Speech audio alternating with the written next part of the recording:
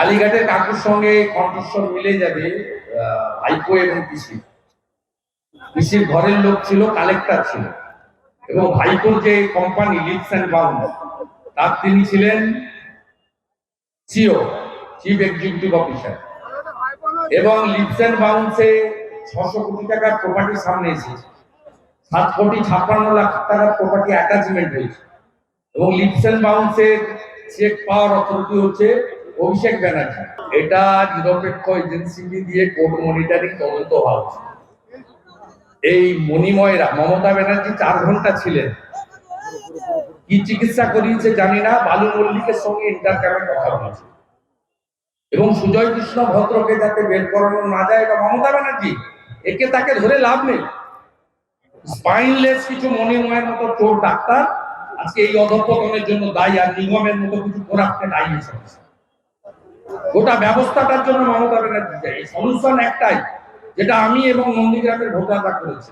এই রাজ্যের চোর মমতা, চোর মুখ্যমন্ত্রী গোটা পরিবার এর সঙ্গে যুক্ত আছে। স্বাভাবিকভাবে চোরেদের বাঁচানোর কাজ চোরেদের রানী করবেনই, শেষ চেষ্টা তিনি করবেন। কিন্তু আমি আপনাকে বলছি, এই শেষ চেষ্টা দিয়ে, বালির বাঁধ দিয়ে এই দুর্নীতির যে আকণ্ঠ সমুদ্র, তার জলস্রোতকে আটকানো যাবে না। আর এজেন্সি, ভারত সরকারের এজেন্সিগুলো কোর্টের হস্তক্ষেপে তারা যেভাবে পারদর্শিতার সঙ্গে কাজ করছে, জনগণ এটা আশা না। এসএসকেএম এর সমস্ত সিসিটিভি ফুটেজ, আজকেও একটা ছবি দেখলাম, ওই রেশন কেলেঙ্কারির নায়ক জ্যোতিপ্রিয় মল্লিক, তিনি ওখান থেকে হাত নাড়ছেন।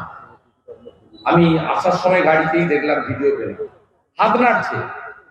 ওরা কি করে রেখেছে ওই জায়গাটা? ওরা 5 স্টার হোটেল বানিয়ে রেখেছে চোরেদের। এর তদন্ত হওয়া উচিত। এবং এই কিছু ডাক্তারের যারা মমতার কথা এসব করছে, চোর মমতার কথা, ওদের প্রকৃত শিক্ষা দেওয়া। এটা তো ইডি অলরেডি লিপস এন্ড বাউন্সের প্রপার্টি অ্যাটাচমেন্ট করে মানি লন্ডারিং অর্থাৎ পিএমএলএ যে তো অলরেডি হয়ে গেছে। এখন কখন তাকে জামাই আদর করবে সেটা তো আমি বলতে পারবো। কাজ chapter close. Game is over, game is over, রেজার নাম্বার, কাউন্টিং স্টার্টেড। আর বেশি অপেক্ষা করতে হবে। কালীঘাটের কাকুর সঙ্গে কণ্ঠস্বর মিলে যাবে ভাইপো এবং পিসি।